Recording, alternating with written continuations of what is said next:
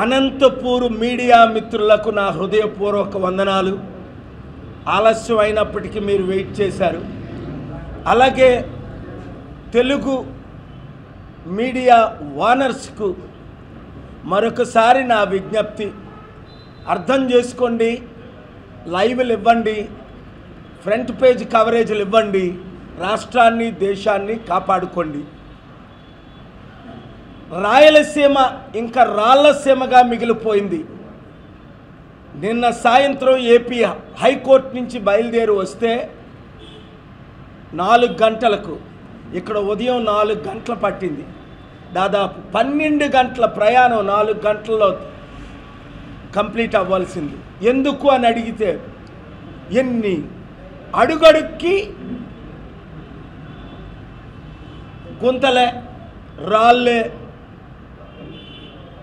స్లోగా వెళ్ళండి, 35 కిలోమీటర్లో వెళ్ళండి, పూర్తిగా వయా హైదరాబాద్ వెళ్ళి వచ్చేస్తే బాగున్నేమో అనిపించింది.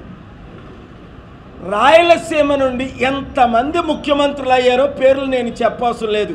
ఇప్పుడున్న మహానుభావుడు కూడా చిత్తూరు రాయలసీమ ముఖ్యమంత్రే. ఇంతకుమంది ఉన్న మహానుభావుడు జగన్మోహన్ రెడ్డి కూడా, వాళ్ళ తండ్రి రాజశేఖర రెడ్డి గారు కూడా ఇక్కడి నుంచి వచ్చిన ముఖ్యమంత్రులే. రాయలసీమ నుంచి ప్రధానమంత్రి కూడా అయ్యారు పివి నరసింహరావు గారు నంద్యాల నుండి. ఏం చేశారు రాయలసీమకు? కంపెనీలు తీసుకొచ్చారా? ఉద్యోగాలు ఇచ్చారా? రైతులకి ఆదుకున్నారా? కుటుంబాలను బాగు చేశారా? ఇంటికి 5గురికి 5 కోట్లు అప్పు ఇచ్చారు. సరికదా?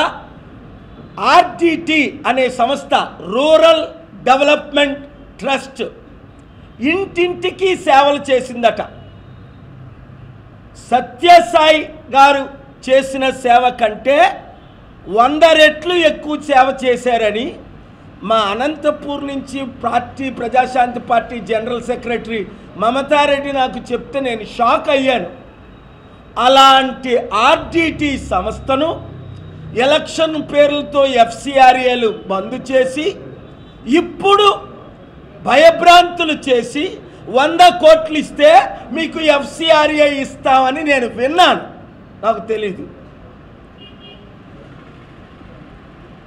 ఇంకా ఇవ్వలేదట. ఎఫ్సిఆర్ఏ అంటే ఫారెన్ కాంట్రిబ్యూషన్ రెగ్యులేషన్ యాక్ట్. ఇది ఎవరిది? ఫాదర్ ఫెరార్ గారిది. ఎక్కడి నుంచి వచ్చారు ఆయన? నా ప్రియమిత్రు దేశమైన స్పెయిన్. 99 నుండి అక్కడ కింగ్ కార్లోస్ ఇప్పటికీ బ్రతుకున్నాడు. మీడియాలో ఇంటర్వ్యూ అడిగితే ఇస్తాడు ఆయన.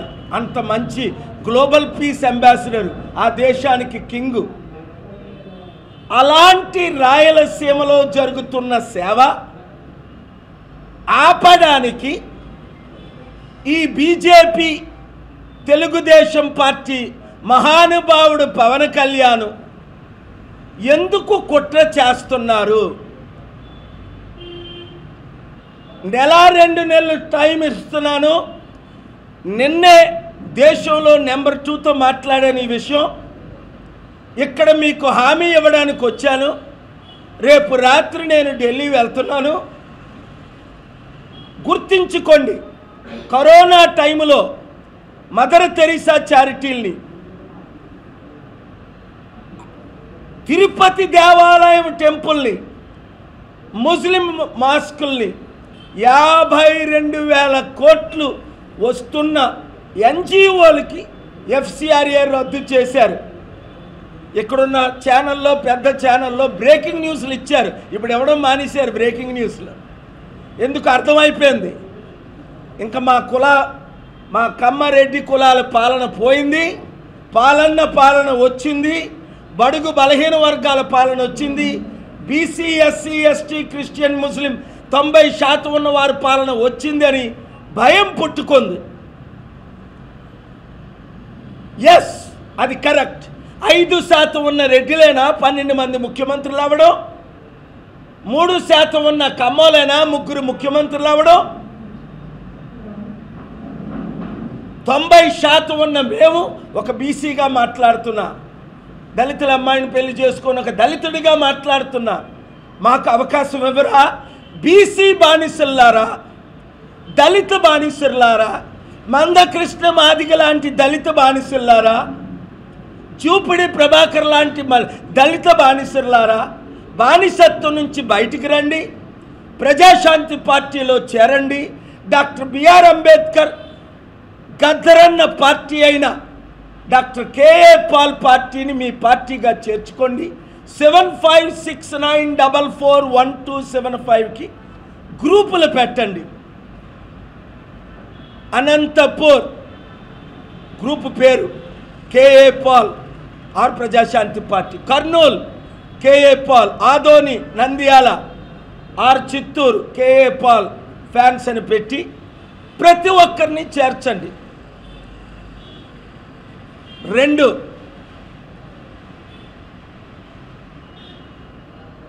నేనే ఎఫ్సిఆర్ఏ తీసుకొస్తా ఆర్డిటికి. ఆపే దమ్ ఎవరికైనా ఉంటే ప్రపంచాన్ని దించుతా.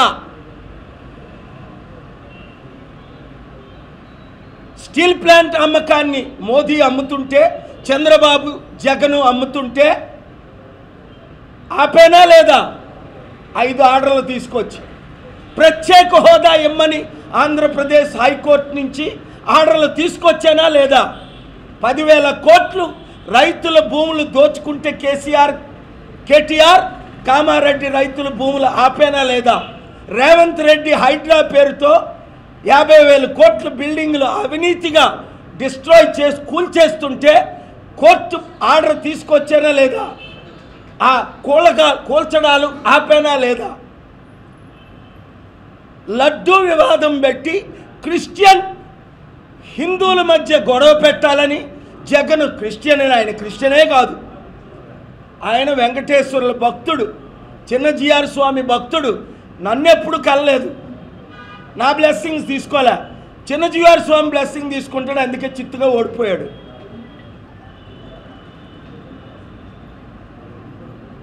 ఆయనకి ఇనికి గొడవ పెట్టాలని పవన్ తమ్ముడు 30,000 అమ్మాయిల్ని తీసుకొస్తాను, మిస్సింగ్ అమ్మాయిలు మర్చిపోయాడు. మోదీని రోజు రాత్రి పగలు తిట్టడం మర్చిపోయాడు. ఇప్పుడు అంటాడు ఆయనంత గొప్ప ప్రధానమంత్రి పుట్టలేదట, పుట్టబోడట.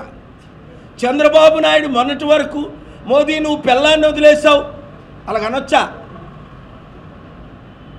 నువ్వు పిల్లల కండం రాదు, నువ్వే ముఖ్యమంత్రి అన్నాడు. చూసావా? లైవ్లు ఎవరు ఇవ్వట్లే, ఒకరిద్దరు తప్ప. ఇప్పుడు చంద్రబాబు నాయుడు అంటాడు ఆయన విశ్వగురువు అట. నిన్నగాక మొన్నొచ్చిన లోకేష్ అంటాడు ఆయన 100 మిసైల్తో సమానం. వాడు మోదీ ఎవరే బాబు రేపు నడిస్తే పడిపోతాడేమో చూడండి.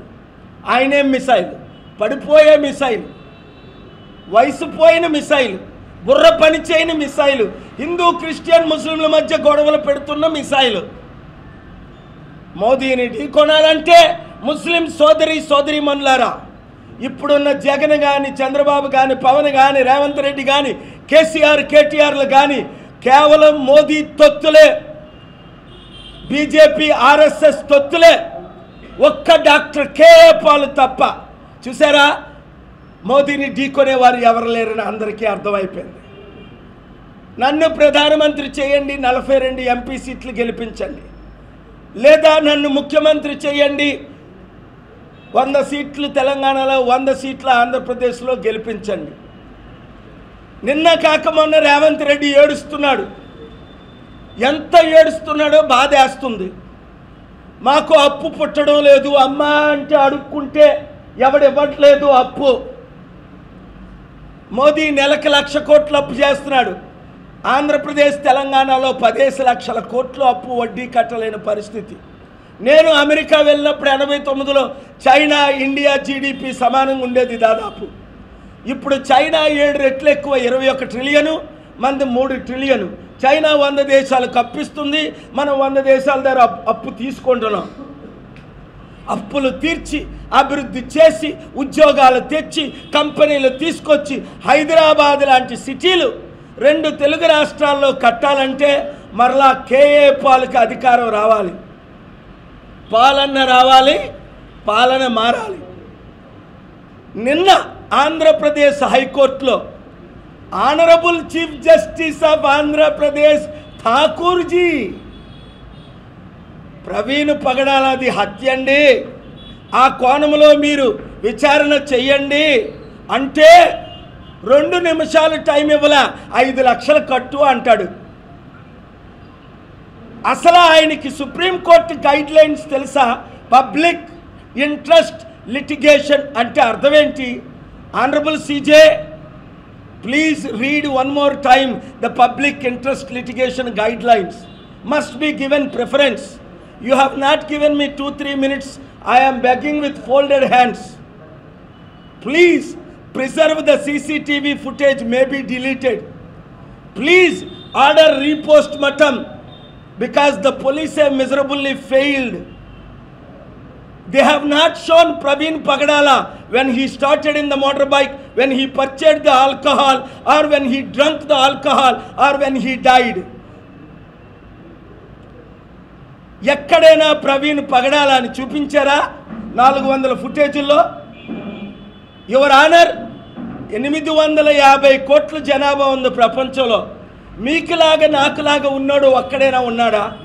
ఆయన కళ్ళు ముక్కు నోరు చూపించారా? ఆయన మోటార్ సైకిల్ మీద ఉన్నప్పుడు ఆయన ముక్కు కళ్ళు నోరు చూపించారా? ఆయన నడిపినప్పుడు చూపించారా? ఆయన ఆల్కహాల్ కొన్నప్పుడు చూపించారా? ఆయన తాగినప్పుడు చూపించారా?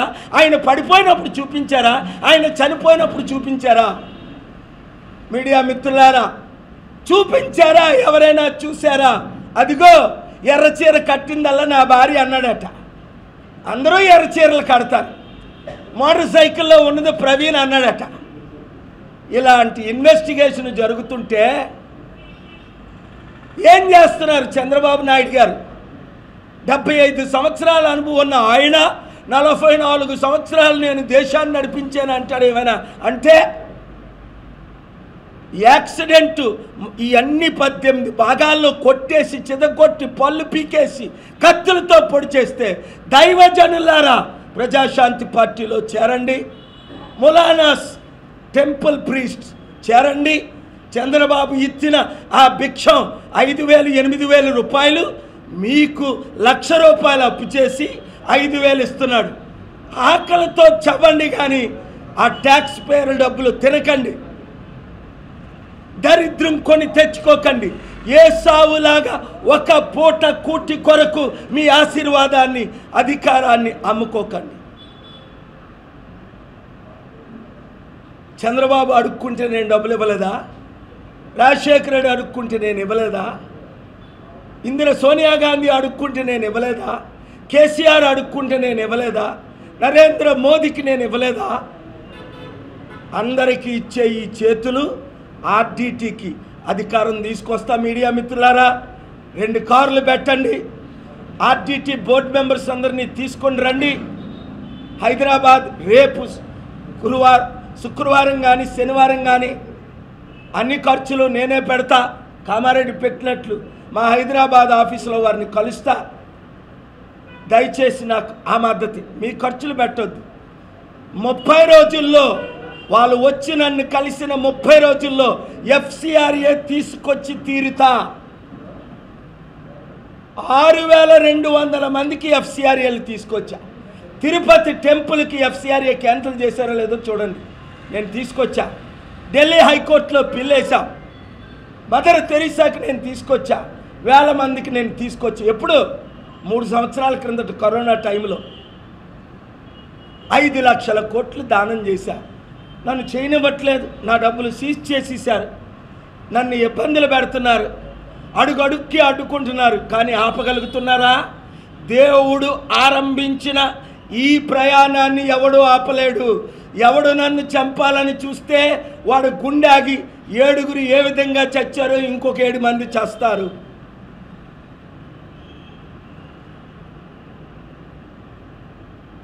నా బహుజనుల కొరకు ప్రాణం పెట్టడానికి సిద్ధంగా ఉన్నాను. కనుక నేను ప్రవీణ్ పగడాలది విచారణ చేయమంటే 5 లక్షలు కట్టాలట. Former home minister finance minister Chidambaram వస్తే ఇదే జడ్జి గారు నిన్నే ఐటమ్ 48, 46 2 గంటల 15 నిమిషాలు 135 నిమిషాలు ట్యాక్స్ డబ్బులు 2 కోట్లు 5 కోట్ల గురించి వినడానికి టైం ఉంది. ఇండియా ఇమేజ్ని, ఒక దైవజనుడిని అన్యాయంగా చంపేశారని అందరూ అంటున్నారు. వాళ్ళ ఫ్యామిలీ మెంబర్ ఎవరైనా వచ్చారా అని అడిగారు. ఫ్యామిలీ మెంబర్ ఎవరు వస్తారు? వాళ్ళకి ఫోన్ చేసి జడిపించి మీరు దేశ విదేశాలు వెళ్ళిపోండి అని భయపెడుతుంటే ఫ్యామిలీ మెంబర్ వస్తారా? ధైర్యం ఉన్న కేఏ పాల్ వచ్చాడు. అయినా ఫ్యామిలీ మెంబర్ ఎందుకు కేసు వేయాలి?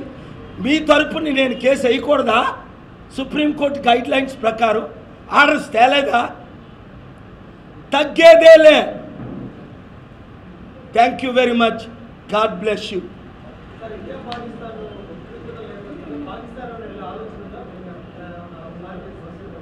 మీ పేరు చెప్పండి. నరేష్ గారు, తమ్ముడు నరేష్ తమ్ముడు. రాత్రి పగలు పాకిస్తాన్ ఇండియా మధ్య చర్చలు జరుపుతున్నాను. 2002లో మీకు తెలుసు నేను పాకిస్తాన్ వెళ్ళిన సంగతి, నేను వాజ్పేయి గారిని కలిసిన సంగతి దేశ నాయకులు తెలుసు. మోదీ గారు అప్పుడు ముఖ్యమంత్రి. 2002 జూన్లో మీకు ఎవరికి చెప్పకుండా అమెరికా వెళ్ళాను. శనివారమే తిరిగి వచ్చాను. 3 రోజులు అయింది, 4 రోజులు. అమెరికాలో ఉన్న పెద్ద నాయకులందరినీ కలిసా, ఒక్కడు తప్ప 10లో 9 మందిని కలిసా. వాళ్ళు కూడా పాల్గారు. 2 దేశాలని ప్రేమించిన వారు మీరు ఒక్కరే, యుద్ధాన్ని ఆపగలిగింది మీరు ఒక్కరే అంటే చర్చలు జరుపుతున్నాను. నాకు సోమ మంగళ బుధవారం 3 కేసులు ఉండబట్టి ఆంధ్రప్రదేశ్ హైకోర్టుకు వచ్చాను. ఎందుకంటే రేపటి నుంచి కోర్టు జూన్ 16 వరకు సెలవని. మోదీ గారిని అమిత్ షా గారిని శనివారం కలిసిన తర్వాత నేను ఆదివారం పాకిస్తాన్ వెళ్తున్నాను. వీళ్ళు 10 రోజులు టైం అడిగారు. నిన్ననే పెద్ద ఆయనతో మాట్లాడాను. ఆయన చెప్పకూడదు, మీరు అడిగారు కనుక నేను సత్యం చెప్పాలి కనుక చెప్తున్నా. పాకిస్తాన్ యుద్ధం ఆపడానికి అన్ని ప్రయత్నాల్లో ఉన్నాను. మొన్న టర్కీ వెళ్ళాను. రష్యా యుక్రెయిన్ యుద్ధం ఆపడానికి చర్చలు జరిపాను. ఎప్పుడు? ఏప్రిల్ గత నెలలో 2 వారాల క్రిందట 1200 మంది పెద్ద లీడర్సు, మా కోఆర్డినేటరు, మా అంబాసిడర్ పెట్టిన మీటింగ్ వచ్చారు. ప్రపంచ నాయకులందరూ వచ్చారు. నిన్న ఆంధ్రప్రదేశ్ హైకోర్టులో ఫోటోలు రిలీజ్ చేశాను కోర్టుకి. ఇదిగోండి, వీరందరూ ప్రవీణ్ పగడాల గురించి అడుగుతున్నారు, మణిపూర్లో జరిగిన హత్యల గురించి అడుగుతున్నారు. నిన్న కోర్టుకి కాపీలు ఇచ్చారు. ఇంకా అంతకంటే రుజువులు ఏం చేయాలి? మోదీ గారికి పంపించా.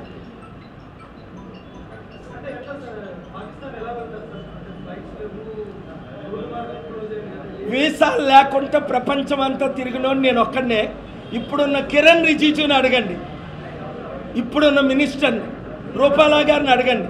నాతో పాటు ఎన్ని 100 దాదాపు ఒక 150 మంది ఎంపీలని వీసా లేకుండా Syria, Libya, Iraq, Iran visa లేకుండా నా ఫ్లైట్లో తీసుకెళ్ళా.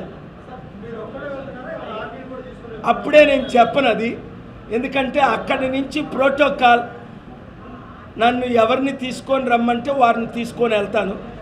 ఫోన్లోనే యుద్ధం ఆగితే, ఎందుకంటే ఇప్పుడు ఇండియా స్ట్రైక్ చేసింది, మేము స్ట్రైక్ చేస్తామని అంటున్నారు.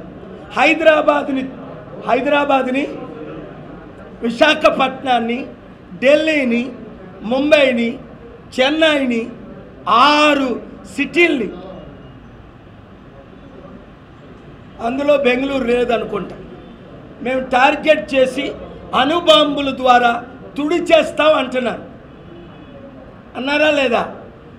మన దేశంలో రాష్ట్రంలో హై అలర్ట్ పెట్టారా లేదా? వద్దు, శాంతే కావాలి అని. మరి ఇండియా ఎందుకు స్ట్రైక్ చేసిందని అడిగారు. ఇండియా చేసింది టెర్రరిస్ట్ క్యాంపులను మాత్రమే. ఇస్లామాబాద్ని కానీ, రావల్పిండిని కానీ, పాకిస్తాన్లో ఉన్న సిటీలను కానీ టార్గెట్ చేయలేదు. టెర్రరిస్ట్ క్యాంపుల్ని టార్గెట్ చేయడానికి 3లో ఒకరు నన్ను అడిగారు.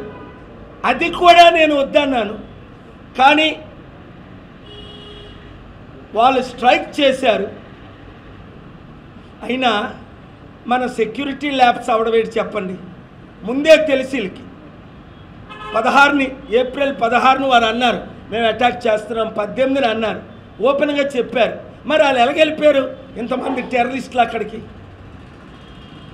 ఏం జరుగుతుంది? అది మన లీడర్షిప్ ఫెయిల్యూర్ కాదా? మనలో అన్నమాట. పాకిస్తాన్ని ఇండియాకి యుద్ధం లేకుండా ఆపే బాధ్యత పైన దేవుడిది, కిందని నాది. అమెరికా మనకి సంపూర్ణ మద్దతు ప్రకటిస్తుంది. మీకు తెలుసు కదా ఎన్ని యుద్ధాలు ఆపానో. అది దేవుని శక్తి ద్వారా జరుగుతుంది. నాలో ఉన్న గొప్పతనం కాదు, కానీ అది నాకు మీ రిపోర్టర్స్కి ఎలాగైతే రిపోర్ట్ చేయడు, మాట్లాడుతుంటే రిపోర్ట్ రాసేస్తున్నాడు ఆయన పాయింట్స్ అద్భుతంగా. ఈయన ఇక్కడ మీకు ఇంత టాలెంట్ రిపోర్టింగ్లో ఎలాగొచ్చిందో ఆ Indian express, times of India, Deccan Chronicle కూడా అలాగొచ్చింటే బాగుంది. వాళ్ళు కూడా ఫ్రంట్ పేజ్, సెకండ్ పేజ్లో ఇచ్చినా బాగుంది. 11th పేజీలో 6 అంగుళాలు ఇస్తున్నారు.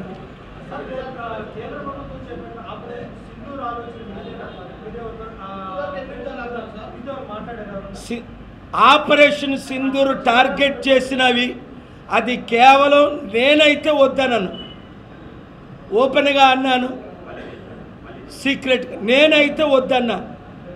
ఎందుకంటే I'm going to Pakistan along with the blessings and concern of our Honorable Prime Minister Modi ji. I am speaking in English. I have spoken to Honorable Rupala ji yesterday. He asked, we are going to meet Amit Shah ji and Modi ji most likely tomorrow night. If they give me consent, I am going to Pakistan on Sunday.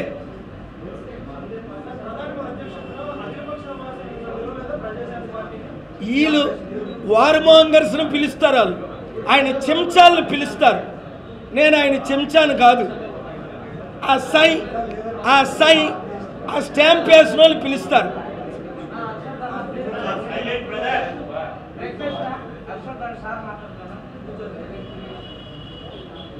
ఆయన అంత మంచి ప్రశ్నలు వేస్తుంటే మీరు మాట్లాడొచ్చా?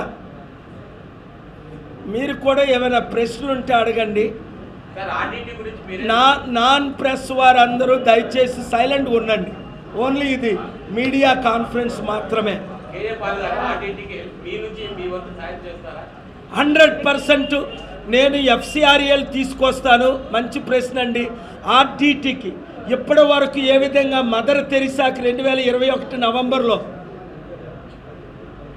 ఢిల్లీ హైకోర్టులో file చేసి అమిత్ షా గారితో మాట్లాడి తిరుపతి టెంపుల్ది కూడా క్యాన్సిల్ చేస్తే కొన్ని వేల మందికి హైకోర్టు ఆర్డర్ ద్వారా 2 వారాలు పొడిగిస్తే ఎలాగైతే నేను FCRAలు తీసుకొచ్చానో అలాగా RDTకి నేను FCRA తీసుకొస్తాను. 1 2 దానికి ఇక్కడ ఉన్న బోర్డు మెంబర్స్ నన్ను కలవాలి మీ ద్వారా. ఎంత వేగం కలిస్తే అంత మంచిది. కొన్ని పేపర్స్ నాకు కావాలి.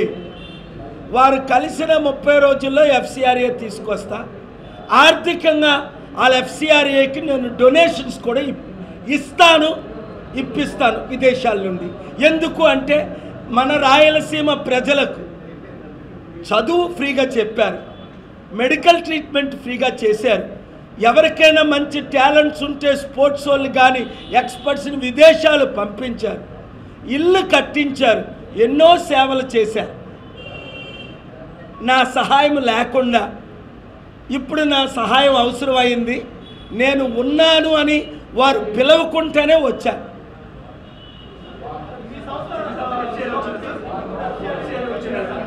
మా సంస్థకి FCRAలు పబ్లిక్ ఇంట్రెస్ట్ లిటిగేషన్ లేకుండా అందులో మేము అంటే మాది ఫైల్ చేస్తే పబ్లిక్కి ఎవరని 52,000 కోట్లు తెచ్చిన అందరి కొరకు నేను పోరాడుతున్నాను. మాది కూడా అతి త్వరలో FCRAలు తెచ్చుకుంటాం. ఎందుకంటే అమెరికాలో మరలా నా మిత్రుడు శిష్యుని గెలిపించుకున్నాం. సెనెట్ మెజారిటీ లీడరు ఒకప్పుడు 2002లో ఆయన ఓడిపోయినప్పుడు జాన్ తున్ అని ఆయన నా అంబాసిడర్ మీకు తెలుసు. ఆయన ఇప్పుడు దేశాన్ని నడిపిస్తున్నాడు.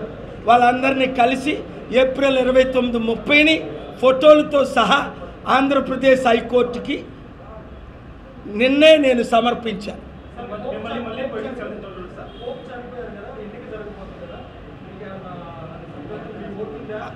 అది కేవలం 120 మంది కార్డినల్సే దానికి ఓట్లు వేస్తారు. అందులో మన ఇండియా నుంచి ఉన్న కార్డినల్స్ ఉన్నారు, ఆఫ్రికా నుంచి ఉన్నారు. నాకు తెలిసి అయితే మన ఇండియన్స్కి కానీ ఆఫ్రికన్స్కి కానీ ఎవరు మరలా తెల్లోళ్ళకే ఇచ్చుకుంటారు.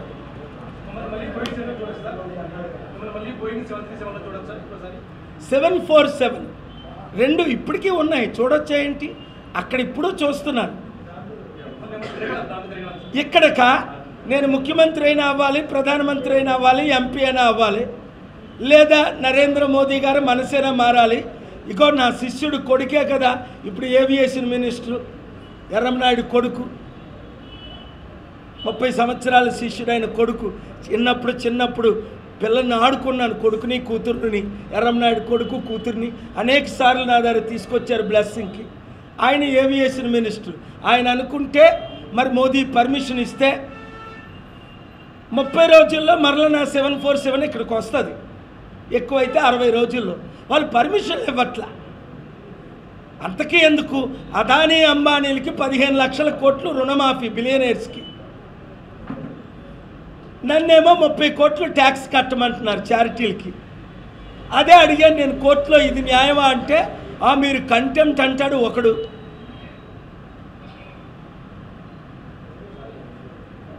జడ్జెస్ కూడా కొంతమంది లార్డ్లా గాడ్లా బిహేవ్ అవుతున్నారు. తగ్గేదేలే. ఏం చేసుకుంటావు? జైల్లో పెట్టుకో. కంటెంప్ట్ అంటే ఫైన్ వేసుకో. ప్రజల కొరకు జైలుకి వెళ్ళడానికైనా సిద్ధం, ఫైన్ వేసుకో, ఇంకేమైనా చేసుకో. అప్పుడు రియల్ కేఏ పాల్ దిగుతాడు. ఇప్పుడు మీరు నన్ను చూస్తున్నారు, అసలైన సిసలైన కేఏ పాల్. సడామ్ హుస్సేన్ లాంటి వాళ్ళు 3 ఉంటారు. వాళ్ళు ప్రవీణ్ డూపుని చూపించలేకపోయారు. నేను కేఏ పాల్ డూపును అప్పుడు చూపిస్తా, లేదా రియల్ కేఏ పాల్ వస్తాడో మీరే చూస్తారు. అది మీరే నిర్ణయించాలి.